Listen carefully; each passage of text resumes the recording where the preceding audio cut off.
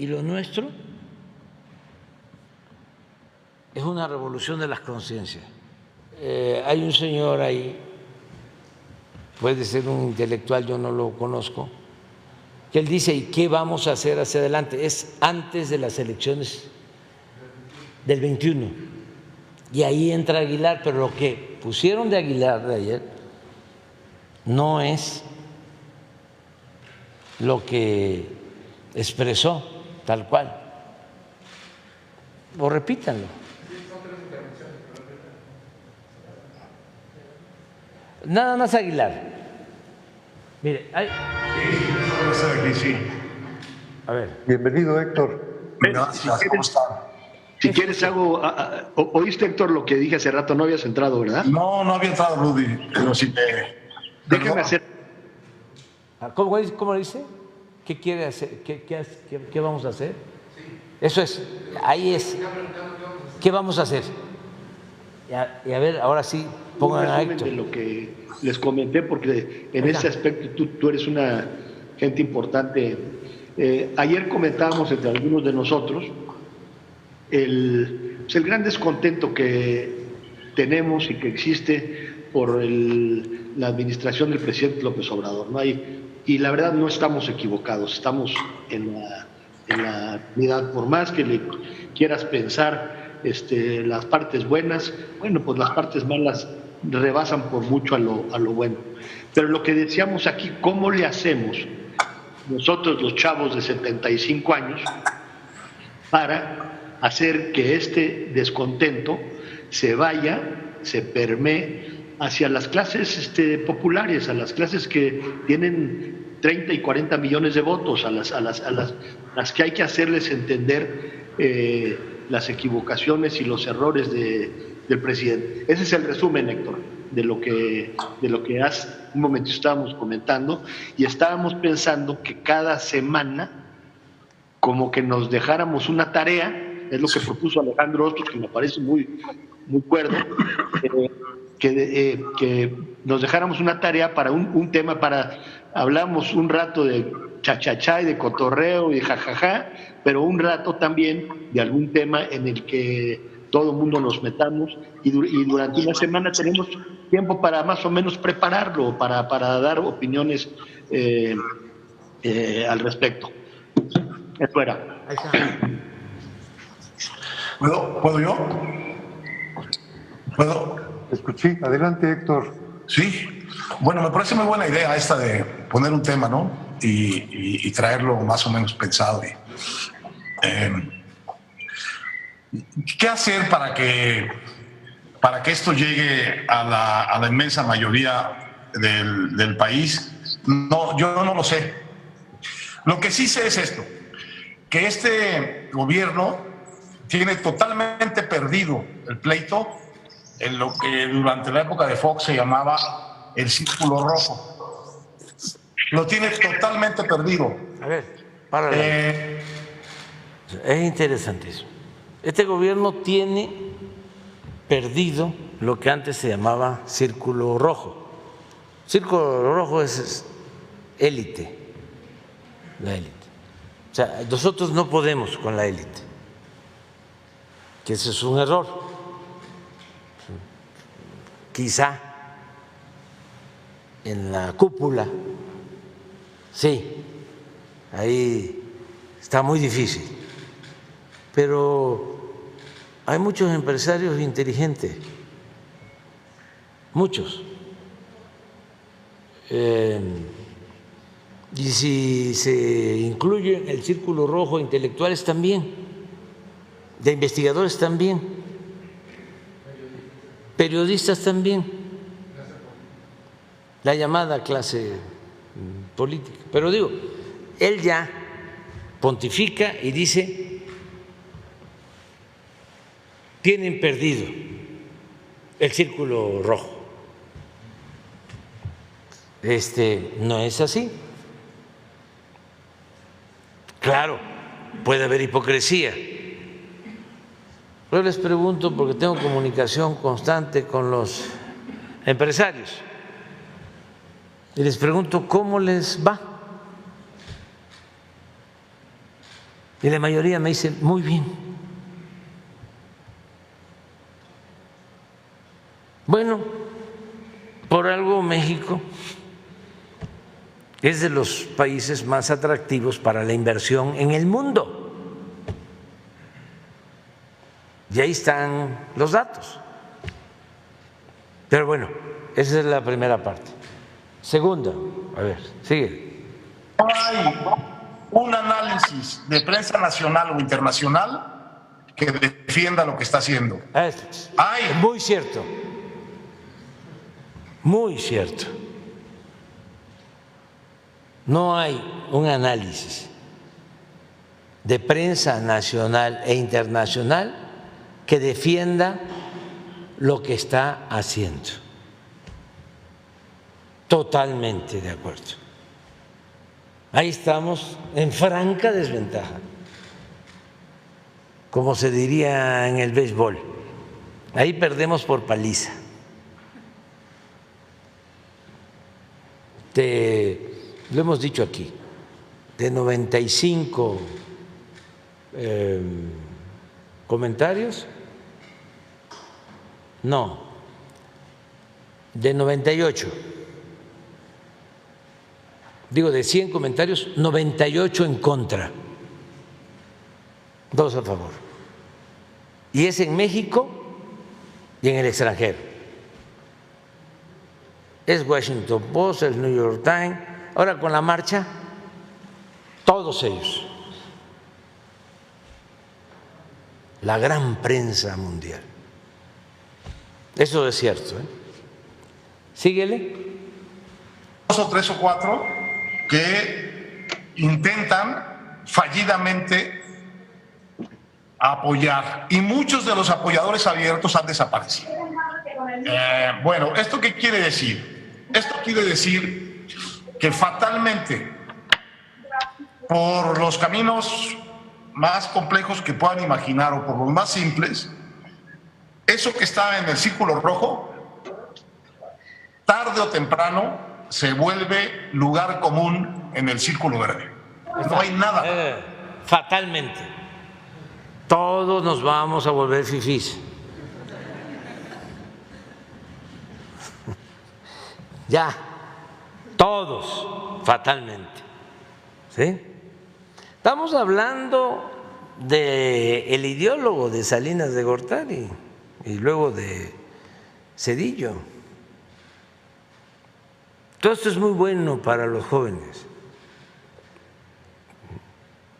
Adelante. O sea, el círculo rojo, más temprano que tarde, ¿sí?, va a ampliarse y va a llegar a lo que llaman el círculo verde, que es el pueblo raso, y todo va a ser círculo rojo, todo va a girar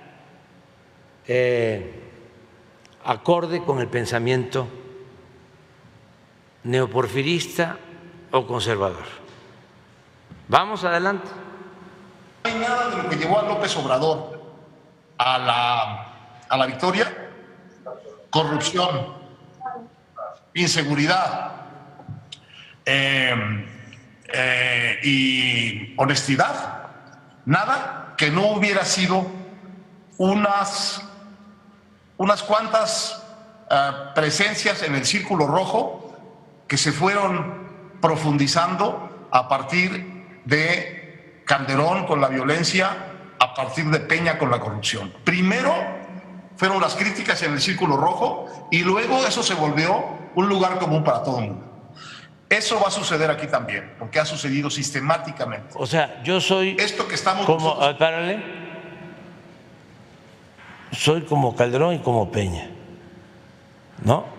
Entonces, como con Calderón y Peña había corrupción, se empezó a expresar en el círculo rojo, ¿sí?, y luego eso cundió y llegó al círculo verde, a todo el pueblo. Y eso es lo que va a pasar, según él, con nosotros. Adelante. Viviendo esto que está pensando y viendo Reforma, esto que está pensando y viendo la gente pensante del país, las calificadoras, los analistas económicos, La los gente diarios internacionales. pensante, el Reforma, la gente pensante del país, las calificadoras, claro, organismos financieros internacionales. Síguele. Esto se va a volver parte de la visión común de los mexicanos. Se va a generalizar la crisis. ¿Cuánto tiempo va a tardar esto? Bueno, no lo sabemos, pero es muy posible, es bastante seguro incluso, que esta crisis brutal que viene vaya a acelerar eso. Lo vaya a acelerar de una manera extraordinaria, en el sentido de que va a haber una enorme cantidad de gente necesitando cosas del gobierno sin que el gobierno voltee a verlas. Lo estamos viendo ya. El gobierno no voltea a ver a los que han perdido empleo e ingreso en estos 2 meses. Está viendo solo a sus clientelas que ya tenían su dinerito que les da. ¿Quién sabe cuánto les da y cuánto les llega? Pero a los únicos que ve es a él. Y ahí está el pronóstico, ¿no? No va a tardar. ¿Esto cuándo fue? Esto fue como a finales del 20. Sí. 6 a 23 de mayo del 20, a las 12. 23 de mayo del 20. ¿A cómo estamos ahora? Hace 2 años. Ya tardamos. Ya no se le cumplió su pronóstico, pero síguele.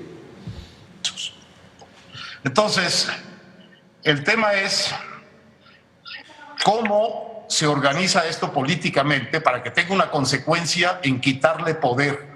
Porque mientras no le quitemos poder, realmente la cosa no va a mejorar desde el punto de vista de nuestra presencia como ciudadanos. Bueno, yo creo que no hay más que caminos institucionales para esto y que hay que confiar en eso, porque mi idea es que si la democracia lo trajo a López Obrador, la democracia es la que lo debe de moderar. Y esto pasa por las instituciones, y pasa por 2 instituciones fundamentales. Una es la Suprema Corte de Justicia de la Nación. Yo les aconsejaría no dar por vencida a la Corte ni por capturada a la Corte. El escándalo de inconstitucionalidad de este gobierno no lo habíamos visto nunca. Todas y cada una de las leyes que este gobierno ha puesto, las importantes, están bajo querella constitucional. Todas, cada una, todas. La ley de remuneraciones, la ley de administración pública, la ley de Guardia Nacional, la ley de... Todas es cierto, ¿eh? La ley de remuneración, ¿qué es la ley de remuneración? ¿Sí? Que se cumpla con el artículo 127 de que nadie gane más que el presidente de la República. Pero fue impugnada en el Poder Judicial y hubo amparos, y por eso hay quienes ganan más que el presidente. Y así muchas otras. La eléctrica, y tiene razón en lo que está planteando. Y se ha convertido en una barrera para la transformación hasta cierto punto el Poder Judicial. Nada más recuerden cuántos amparos se presentaron para que no construyéramos el aeropuerto Felipe Ángeles. ¿Cuántos amparos para que no construyéramos el Tren Maya? ¿Cuántos amparos para que la Guardia Nacional no se constituya ni dependa de las Fuerzas Armadas? O sea, ahí no ha sido fácil. Ustedes saben que son 11 ministros. Cuando hay una controversia constitucional, cuando se declara que una ley es inconstitucional, hay que acudir a la Corte. Y para declarar inconstitucional la ley, se requieren mayoría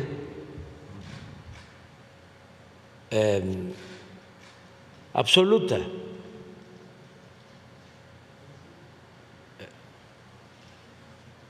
No solo mayoría simple de los ministros, igual que en el Congreso.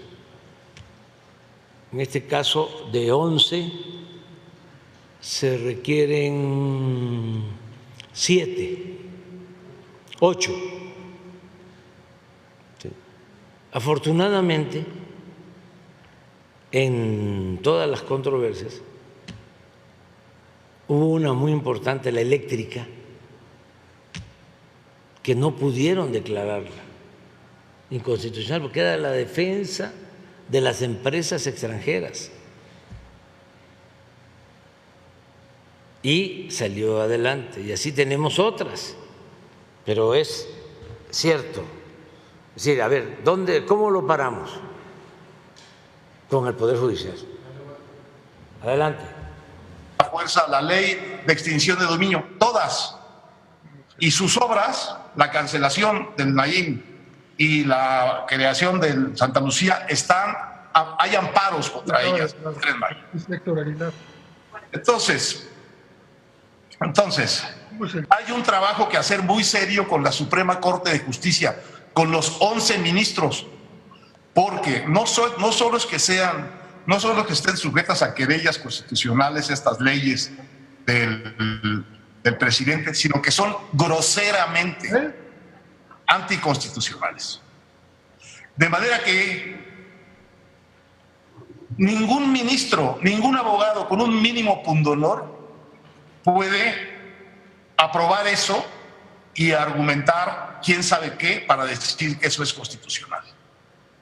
Para decir que la ley de extinción de dominio, que te puede llevar a la cárcel porque sospechen que tu patrimonio es ilícito o viene de un negocio ilícito, por sospecha, te puedan meter a la cárcel sin derecho a fianza. Eso es directo contra las garantías individuales de la Constitución. Sí, o sea, les cuento la historia y él la sabe bien.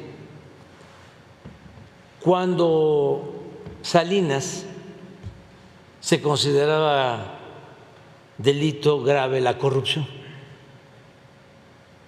estaba en el Código Penal, entonces lo reformaron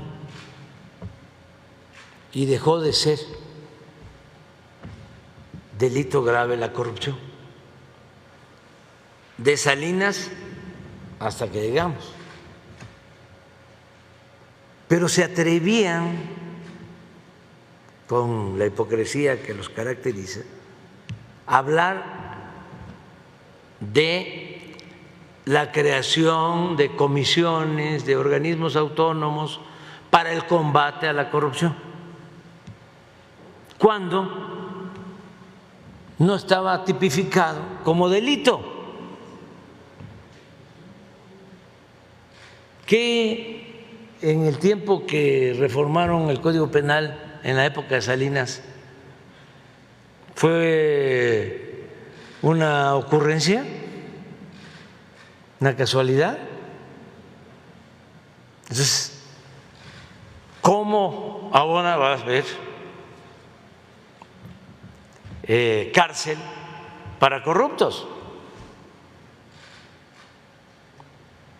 Adelante. Una de las cosas. Está buenísimo. Hay un pleito institucional que dar en la Suprema Corte, y no es un pleito que se da en parte en la prensa, pero se da sobre todo en corto con esos ministros, llevándoles la voz de la sociedad que está y debería estar realmente asustada y alarmada con la barbaridad constitucional o inconstitucional en que vivimos hoy los mexicanos.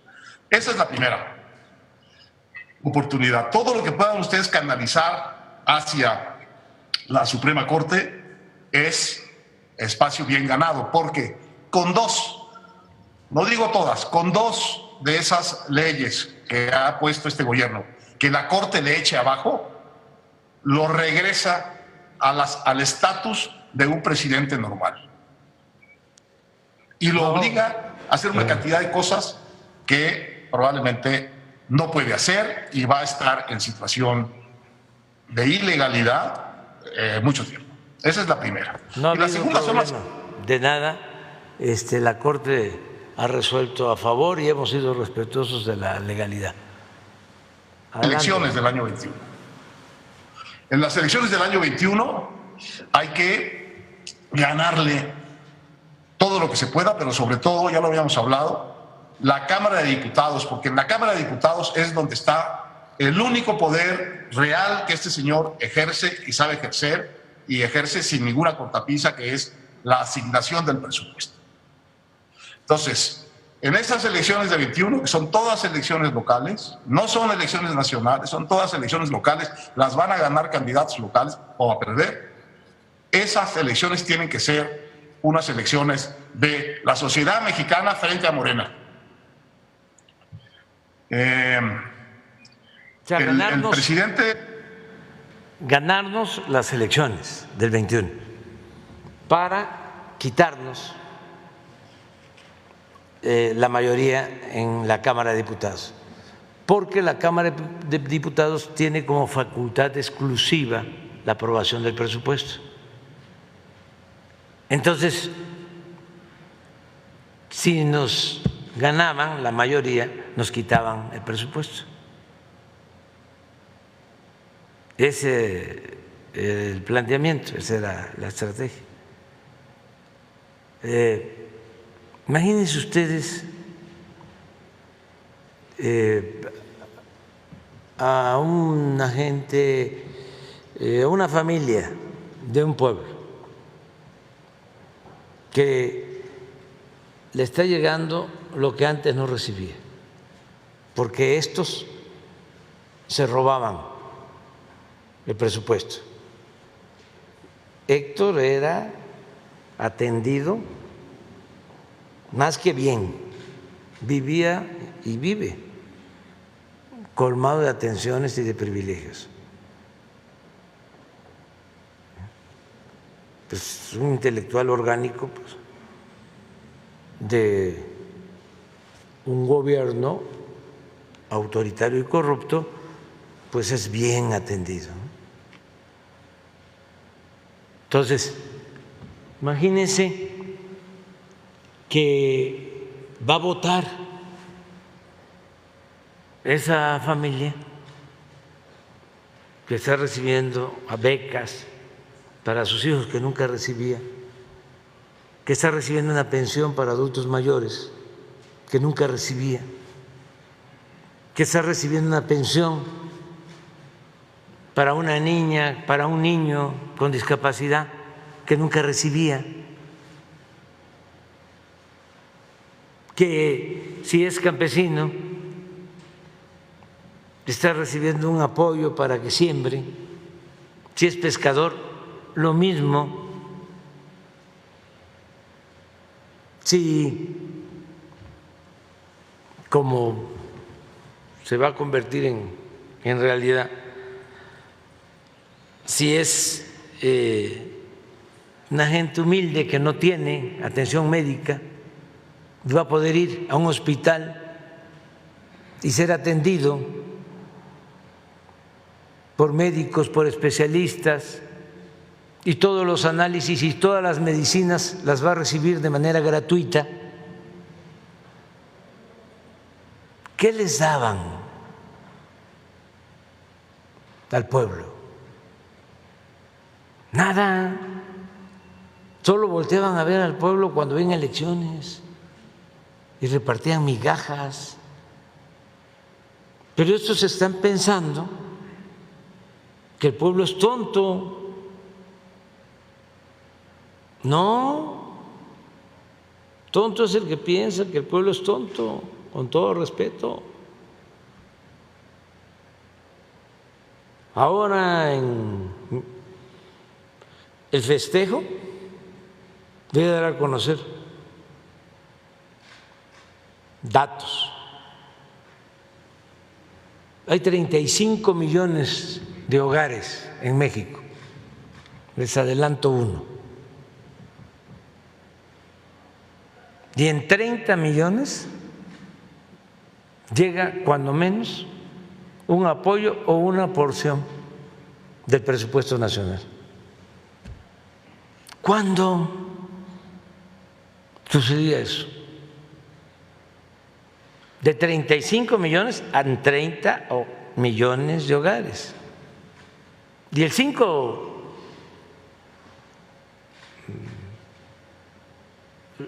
millones que faltan, también de manera indirecta se apoyan, porque hay más empleo que nunca, ya ha aumentado el salario más que nunca, ya ha llegado inversión extranjera más que nunca, y el promedio de salario es el más alto como nunca. Y en el Concierto de las Naciones, México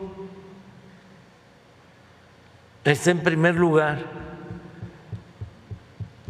entre los países con más apreciación de su moneda con relación a Estados Unidos, lo que no se veía en 50 años. Entonces, de que se requiere quitarnos el Congreso para cambiar la política y que de nuevo los bienes de la nación, de todos, pasen a las minorías nacionales o extranjeras, o que el presupuesto también sirva para beneficio de las minorías o para cooptar a intelectuales y a periodistas, aplaudidores, alcahuetes del régimen de corrupción. ¿La gente va a querer cambiar? No, pero ya se probó, porque él hizo una apuesta de que íbamos a perder la mayoría en el Congreso en el 21. Síguele. López Obrador está en una aceleración muy impresionante de sus decisiones respecto de su proyecto. Y cada vez vemos más claramente que su proyecto es realmente un proyecto, como dice uno de sus colaboradores cercanos, que no es un proyecto de transformación, es un proyecto de revolución. Entonces él quiere borrarlo todo y empezar de nuevo. Eso es un delirio, eso es imposible hacerlo ni a balazos.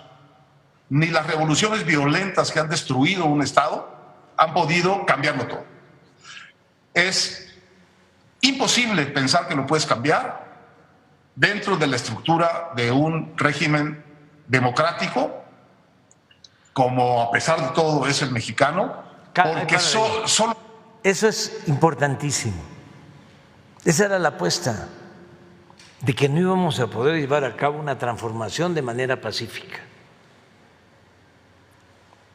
Recuerdo que lo dije muchas veces y lo reafirmé en mi acto de cierre de campaña en el Estadio Azteca. Dije, esta va a ser una transformación como la independencia, como la reforma, como la revolución, nada más que pacífica, pero igual de profunda, como fueron esas transformaciones, porque vamos a arrancar de raíz el régimen de corrupción, de injusticias y de privilegios, de manera pacífica. Y eso es lo que estamos logrando. Por eso, ¿cómo no vamos a celebrar el 4º año? Porque para él ni a balazos,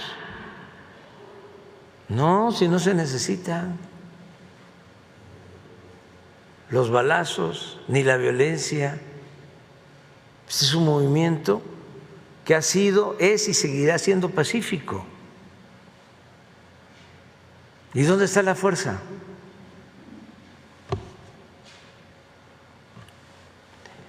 En el pueblo. Si se cree de que el pueblo no cuenta, pero que además es irracional, no, pues entonces se llega a esa conclusión. Pero si se le tiene amor al pueblo y se le tiene confianza al pueblo y se sostiene, aunque les moleste mucho, de que el pueblo es sabio, porque los sabios son ellos en su concepción, pues claro que se puede transformar. Y si se agrega que vivimos en un país heredero de grandes civilizaciones y culturas y creemos en eso, no estamos pensando que son mejores los de afuera, que es mejor lo universal que lo nuestro. Nosotros estamos equilibrando lo universal con lo nuestro. Se está dando ese injerto. Nada más que, como decía Martí, vamos a traer lo universal, pero el tronco debe ser el nuestro. Y con la historia que tenemos y las enseñanzas, ¿en dónde vamos a buscar experiencias, a extrapolar experiencias? Si aquí las tenemos, pero vamos adelante. Te aguantas, ¿eh? Porque es muy bueno esto. La gente tiene mucho poder, no se puede, eso es imposible. Y conduce a decisiones tan estúpidas como las que hemos visto tomar recientemente, de ir cancelando inversiones ya hechas, pues en cervezas, sí, pero también en energía eléctrica. Y no quería que se cancelara la planta de cerveza de Mexicali. Y no es que es demócrata. Se hizo una consulta en Mexicali y la gente dijo no, porque no hay agua y la cerveza que iba a utilizar el agua de Mexicali era para exportación, toda la cerveza para exportación. Somos el país del mundo, esta es información general, que más exporta cerveza, y tenemos regiones en donde no hay agua. ¿Y qué es más que nada la cerveza? Agua.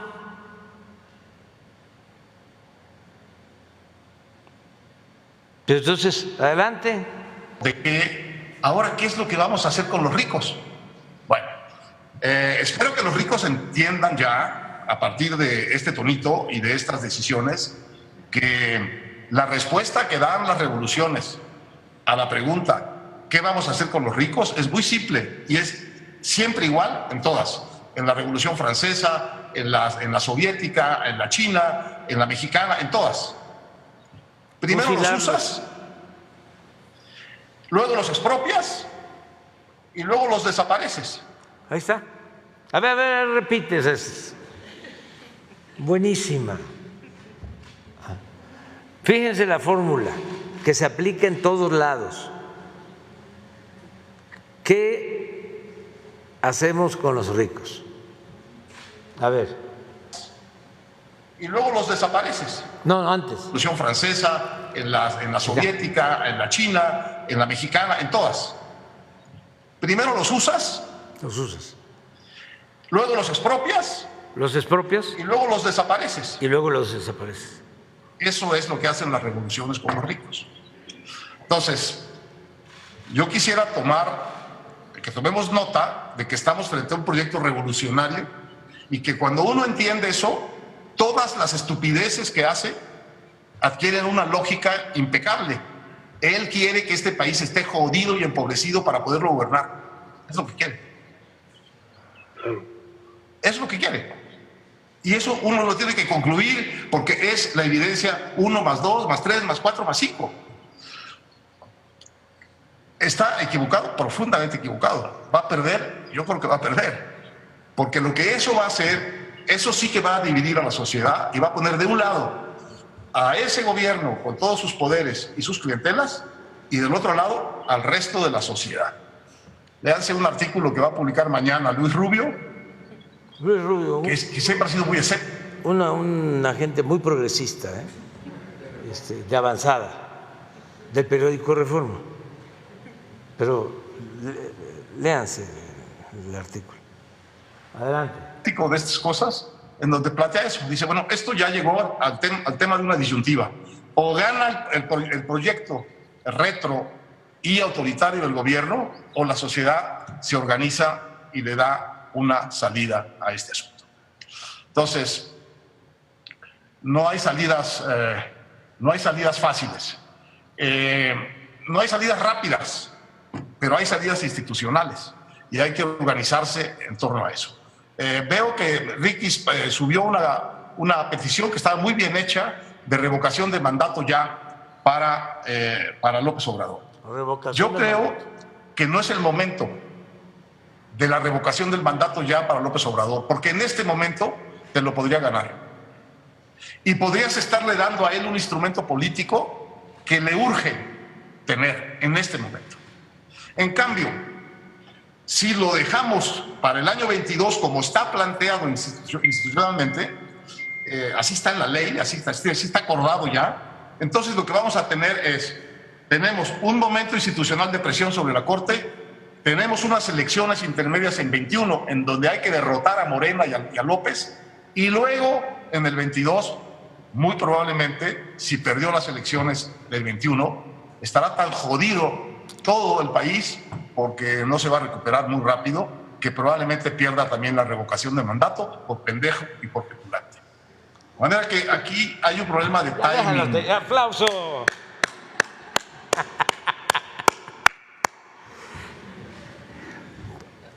A eso es que se refieren, o sea, porque esa es su estrategia de ellos. Yo no estoy pensando, desde luego, en la reelección. Yo me retiro, me jubilo a finales de septiembre, pero sí me importa mucho México, mucho, mucho, mucho, y me importa mucho también el que continúe el proyecto de transformación, que no haya retrocesos, que no regresen estos, porque son muy corruptos, saqueadores, y además le tienen un profundo desprecio al pueblo. Entonces, es una simple recomendación para cualquier partido. Si van a apoyar al presidente, a la presidenta, candidata, candidato de cualquier partido, piensen también que en un verdadero sistema democrático